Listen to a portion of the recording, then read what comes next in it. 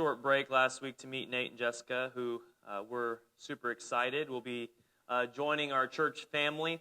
We're back to our Mind Blown series that takes a deeper look into the Beatitudes of Christ, which, as we've already learned over the first three messages on it, that it's what our attitudes should be as true followers of Christ. The Beatitudes are not a to-do list. Often people want to-do lists. Give me a list so I can make a check mark and know that I've accomplished that. The Beatitudes is not a to-do list, it's a to-be list. It's who we are called to be in Christ. So let's see in verse 6 in Matthew chapter 5 who Jesus says we are to be.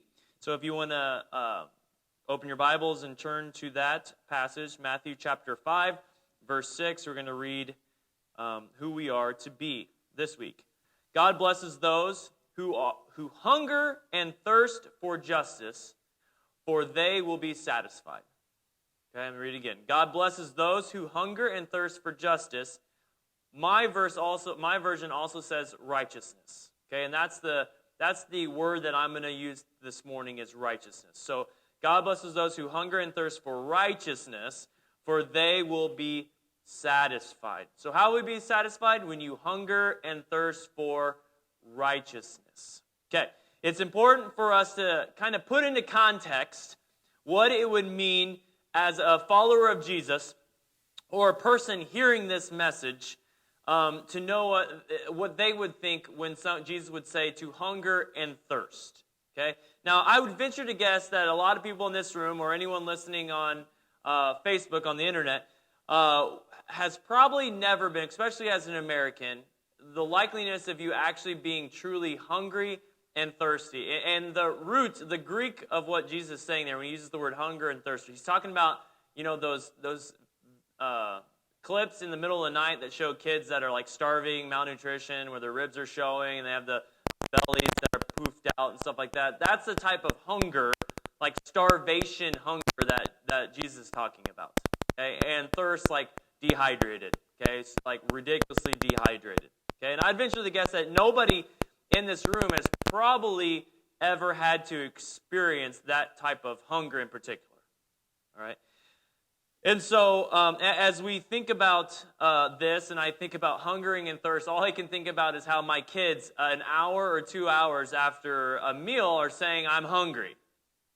And we've tried to instill into them that you sit at that table and eat until you are not hungry anymore, because I'm tired of hearing you every hour telling me that you're hungry, because clearly you're not eating enough at the table when we're sitting down for a meal. Okay, but it's that I'm hungry. And for me personally, I honestly have probably only experienced hunger pains a couple of times in my life, and it was always self-inflicted hunger pains, where I was trying to lose weight or I was fasting. Okay, and that's the only time in my life I've ever truly been hungry, like where I feel like my stomach is actually like beginning to eat other things other than food in my system. And I'm like, and that was all self-inflicted. It's never been because I've never had food on the table. And it was very rare, talking about moms, very rare that there was anything ever made that I didn't enjoy eating as a kid myself. I don't know, and especially and also not in addition to the hunger, also with the thirsting. I always had access to water, so I've never been dehydrated. I've been even on the verge of dehydration at times, but never been where I felt like I was going to lose it, where I felt like I was going to fall down. I felt like I was going to need to get hospital treatment or anything like that. I've never had that because I've always had garden hoses everywhere. So if there was ever an opportunity where I felt like I was so thirsty, I just went to, I went to the closest neighbor's house and got a garden hose. Hopefully that hose was used for clean purposes, but I'm okay, I'm here. And so, I just tried garden hose. My kids have no idea. Hoses, who knows? I just drank out of anything that had fresh running water that I could drink out of. So I've never really experienced that. I don't know if this is the same for you or me, but I remember growing up here and going to Lincoln Elementary School, and we would go and play at recess for, I don't know, I think there were 20 minutes and maybe 30 minutes or 15 or 30 minutes, but we would play hard for that 15, 30 minutes. We weren't just sitting around talking. That was the girls, okay? We played soccer, we played basketball, We, swung as high on a swing set and jumped off as far as we could. I mean, we were running nonstop, no matter what the temperature was, even if it was super hot, and we were playing constantly. And so we would come in after recess, 30 minutes of recess, and everybody was so thirsty, especially the boys. And we would all stand in a line at one water fountain. And we'd all be standing there. And then this one person would come up and be like, oh, so thirsty. And you stop, and you're like, back down, drink it again. And you'd stop, and then the person behind would be like, hurry up, I'm thirsty. I'm dying here. I need some water.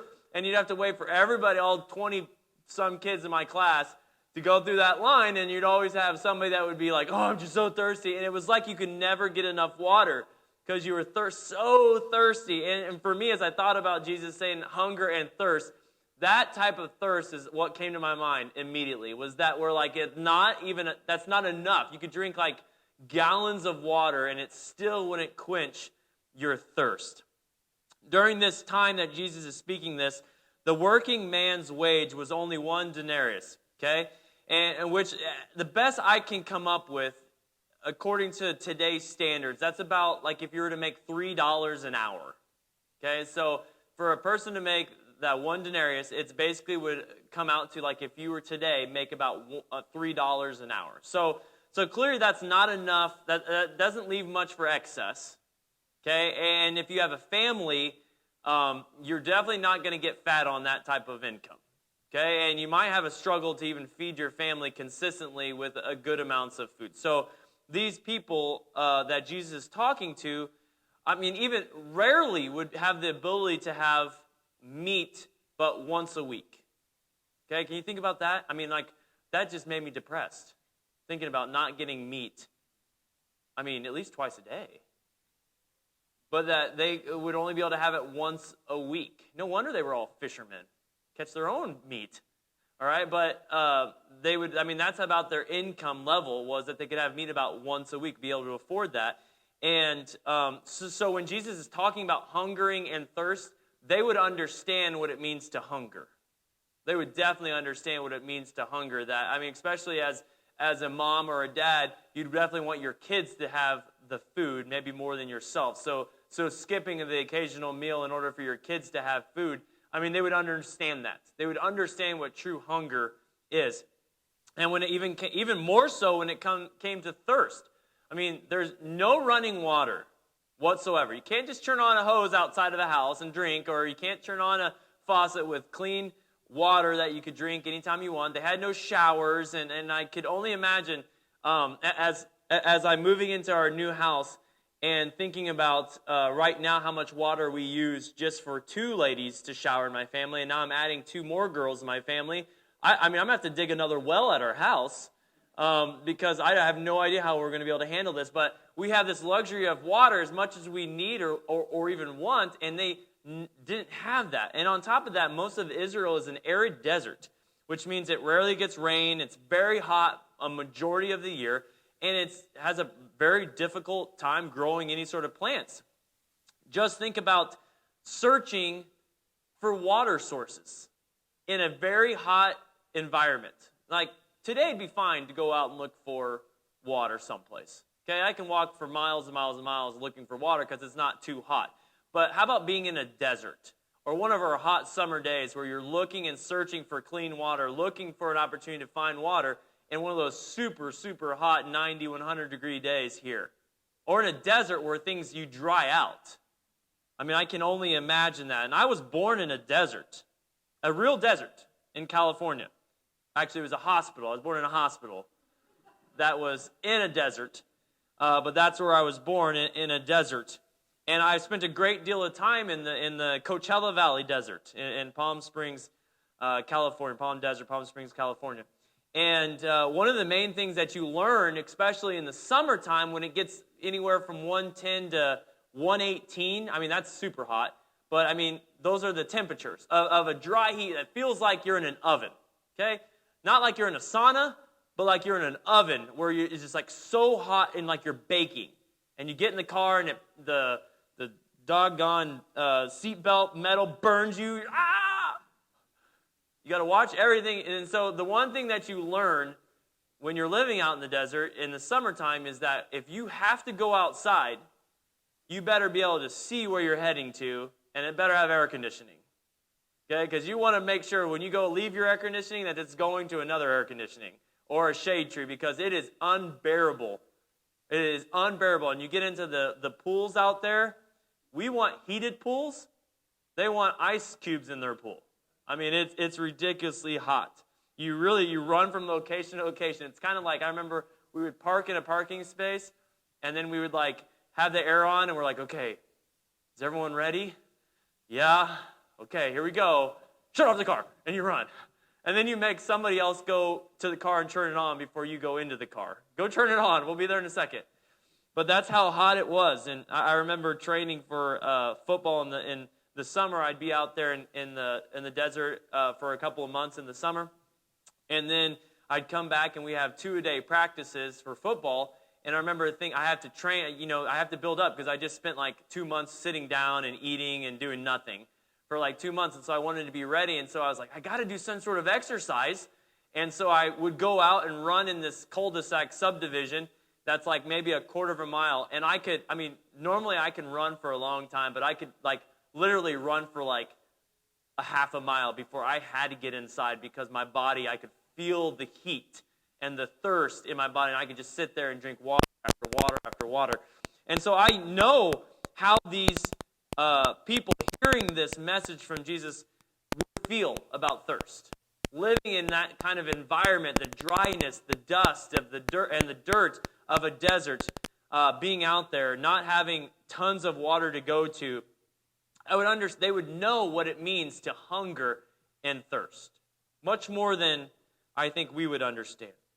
The hunger and the thirst Jesus is talking about in this Beatitudes is much more than needing a late afternoon pick-me-up snack or a mid-morning donut before church. They would know that. And I remember often, speaking of Mother's Day, going to my mom and saying, Mom, I'm so thirsty. And I would come up to her and say that, oh, Mom, I'm so thirsty. And she would say the same thing every single time I would say that. It's her go-to line. And it was, here's how it went. I'm thirsty. And she'd say, I'm Friday. Come over Saturday and we'll have a Sunday. Every single time. And my kids hear that now. I say that to them now. But every single time. And it'd be like, I would expect something different. Like, oh, yeah, let me get you a bottle of water. Let me get you a drink of water. Nope. I'm Friday. Come over Saturday and we'll have a Sunday. And I never had a Sunday on a Saturday, I tell you that. But anyway, the hunger and thirst Jesus is talking about is someone who is truly starving for food and thirsting to the point of literally dying from dehydration. Jesus, what he's actually saying is, how much do you desire God's righteousness? As much as a starving person is longing for food, or a thirsty person longing for water, is that how much you desire God's righteousness in your life? What's the intensity of your desire for God's righteousness? Most people want to experience and live in God's righteousness, but the desire for God's righteousness in our life is really fleeting, and at times even vague, rather than a sharp, intense desire for God's righteousness to dwell in our lives and to be who we are in our lives. And a lot of times when the moment rises for us to be righteous, we're not prepared to make the needed sacrifice to live in that righteousness demands in our lives. Jesus is not saying that people should just desire a taste of righteousness. What he's saying is that we should have a desire to want all of the righteousness. So it's like a cake, okay? Jesus is saying that we shouldn't just desire a taste of that cake, or maybe just a taste of milk. What he's saying is we should want the entire cake, not a slice of cake, but we want the whole cake. We want to experience the whole cake for ourselves, and not just a sip of a glass of milk, but we want the whole cow. We want the cow to live with us, and we want all of the milk possible. That's what Jesus is saying when he's saying, do you hunger and thirst? If you hunger and thirst for righteousness, he's saying that you don't want just a little bit of that righteousness. You want every ounce that you could possibly get your hands on in your life. And I don't think most of us think that way in our lives. But those who are blessed are the people that long for that. That's what Jesus is saying, that those that are truly blessed are those that long and desire that kind of righteousness in your life. To desire and to experience that kind of righteousness in our life. So a better way that I can understand this verse, and maybe this helps you out, this is what I hear Jesus saying. Blessed are those who long for total righteousness as a person who starves wants food, or that person who's perishing from dehydration longs for water. Because if that is the person, that will be satisfied. So if you hunger and thirst for righteousness like a starving person wants food, and a thirsty person who is on the verge of dehydration and dying needs water, that is what Jesus wants. That's the type of desire he wants, and you will be satisfied if that is your longing for righteousness. Okay, so we have an understanding of how much we are to desire righteousness in our life, but what exactly is the righteousness that Jesus wants in our lives? What does he desire for us? What does that mean? How are we to be righteous? Well, righteousness in the worldly standards is defined by the quality of being morally true or justifiable. But that's not God's definition of righteousness. Okay, morally and justifiably true is not what God's standard is. What God is saying when the Bible talks about righteousness, he's talking about the quality of being right in the eyes of God. So anytime you see that word righteous in the Bible, it is God looking at you the right way. You are living the right way in God's eyes. All right. So as long as we understand that. But that means righteousness is therefore based upon God's standard because he is the ultimate standard. So if God is the one that looks at us and says, oh, you are living right in my eyes. You are living right. That means it's God's standard of righteousness, not your standard of righteousness. So we have to understand what God desires from us and what his standard is so that we can then live the way he desires us to live. And that is the righteousness that Jesus is saying there. So living the way God desires us to live. Righteousness is a God-centered attribute. No man can attain it through our own efforts. No matter how much we work and desire it and try to do it, we can never attain it. We as humans are inclined to follow our own paths and our own ways instead of God's. That's the selfishness, that's the sinfulness that's buried deep inside of us, that we desire to go our own ways. And just think about your own life. How many times have you tried to fulfill your own will over maybe what God desires in your life? Or maybe you're just living your own will out without even asking God, hey, God, what is your will for my life? What do you want for my life? Because I would assume it's just whatever I'm doing, right? Is that what your will is? And often that's our case because we desire that own selfish independence from God. In comparison to God's righteousness, our righteous deeds are, as Isaiah 64:6 says, nothing but filthy rags. So our own personal righteousness compared to God's righteousness in Isaiah says that it's nothing but filthy rags compared to God's. But here's the good news. Righteousness is not about being legalistic or following rules. It's about or about accomplishing our own achievements in religion. It has nothing to do with that. That's not what God's righteousness is. Righteousness is a wonderful gift from God to all of humanity through the love of Christ. We are imperfect. We're not perfect.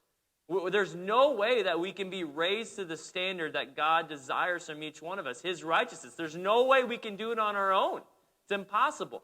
But through the love of Jesus and accepting his gift of salvation, we are made righteous in God's eyes. Isn't that amazing that we are justified because of what Jesus did for us? I love that. And we're forever loved by God unconditionally. We are accepted and justified not by our own goodness, but by the perfect love of God. The grace and mercy of God does not give us, though, a free pass to continue to sin.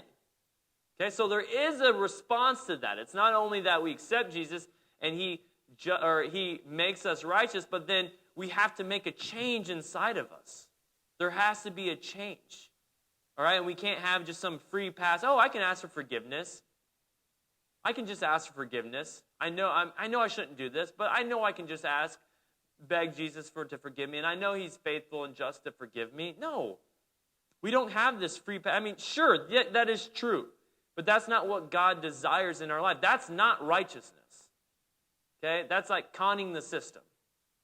That's not what God desires from us. He desires us to live a right life. Having been so tremendously loved by God and paid for at a high price by the sacrifice of Jesus, we are to express our gratefulness by continuously living in God's righteousness. So, you become righteous when you are seeking the one who is righteous. I want to make sure you guys heard that. You become righteous when you seek the one who is righteous. So if you desire to live this out, to hunger and thirst for righteousness, you are striving to follow the one who is righteous, which is Jesus. So how do I do it? By following Jesus. That's how you become righteous, is by following Jesus with all of your heart, with all of your soul, and with all of your mind. That you are surrendering your soul to him and for his use. That's how you hunger and thirst for righteousness. If a Christian still finds sin desirable, they will find it very hard to hunger and thirst after God's righteousness. A man who does not mourn over his sin longs for the sanctified, and longs to be sanctified and set apart as God calls us to be. Then we can never know the satisfaction that this beatitude brings. If we're still hungering for the sinful world, we're still hungering for that world, then we'll never know that satisfaction that Jesus is telling us right here, that if you hunger and thirst for his righteousness, you will be satisfied. So if we're still desiring this world and wanting to live for this world and the things that this world has to offer for us, we will never know the satisfaction that comes in a relationship with Jesus, which comes from living a righteous life for God. What you admire and you desire is what you go after. If you admire movie stars, you're going to hunger and thirst after fame. If you admire wealthy, you're going to hunger and thirst after money. If you admire Christ, you're going to hunger and thirst after who he is, which is righteous. You guys understand that? That's the same. It goes the same in almost every aspect of our life. This is the pattern that God uses. If we hunger and admire and have an appetite for who God is, which is righteous, we are going to desire that and go after that. For many of us, maybe we look up to our parents and there are different aspects of our parents that we see and we like and we want to be like, and we mimic that in our lives. Okay, I see right now we're doing renovations in my house, and I see all these people that can do like amazing things with they have this knowledge of how to build homes and plumbing and all sorts of different things. And I see that, and I want to mimic that so that I can do that same thing and have that same opportunity. I see, people that can cook and be amazing. I see that, and I want to mimic that. I want to be just like that so that I can have that in my arsenal, and that can be something I want to be. I love coming in contact with people that are super happy. Because I'm typically not always super happy. But you see that person you've never seen a frown on their face. They're always happy and loving in every aspect. I see that, and I want to be like that. And so I admire that, and I have an appetite for that. And I want to be like that. If you want to be like Jesus, you see that, and you gain an appetite for that, and then you strive to be like that. And Jesus is righteous. I love Psalm 42, 1 through 2, or Psalm 42, verses 1 and 2, it says, "As the deer longs for streams of water, so I long for you. O God, I thirst for God, the living God. When can I go and stand before him?" This is a psalmist who desires, who hungers and thirsts for God's righteousness. He talks about it as like he's longing to experience God's presence and wants more and more and more of God in their life so that he can become more and more like God. Why? Because of his love and desire to experience more of God's love. To dive in head first into that pool of God's love. That's what God desires from us. So whenever he says for us to thirst and hunger for his righteousness, what he's saying is, I want you to come running after me. Like you are starving, and if you don't get that food in your belly in the next 5 seconds, you're going to die. I want you to run and see that pool of water and not think about, oh, is that clean? Is that, oh, I don't know, is this safe? And you just dive head in and start drinking as you're diving into that water.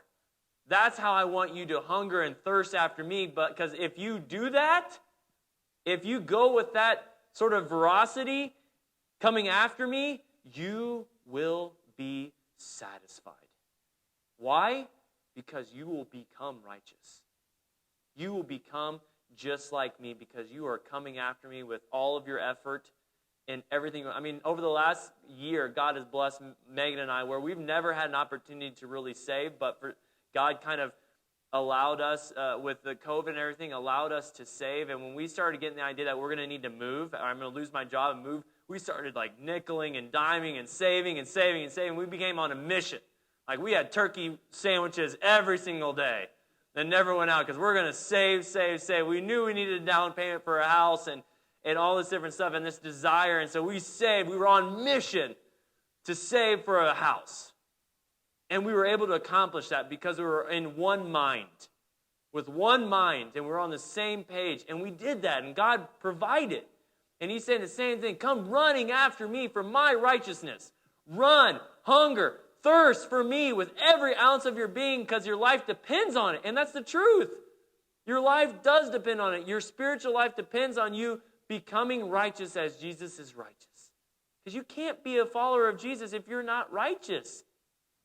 You can't be a light, the light of Christ. You can't be a mirrored reflection of Jesus unless you're righteous. That's like a comedian who doesn't like laughter. Or a baseball scout who doesn't like baseball, who scouts. It's impossible to be a Christian and not have the righteousness of Christ dwelling and that desire in your life. It does not go together. And that's who we are called to be. That's who he desires us to be. I love, and I'm going to end with this, and can someone go get the guys?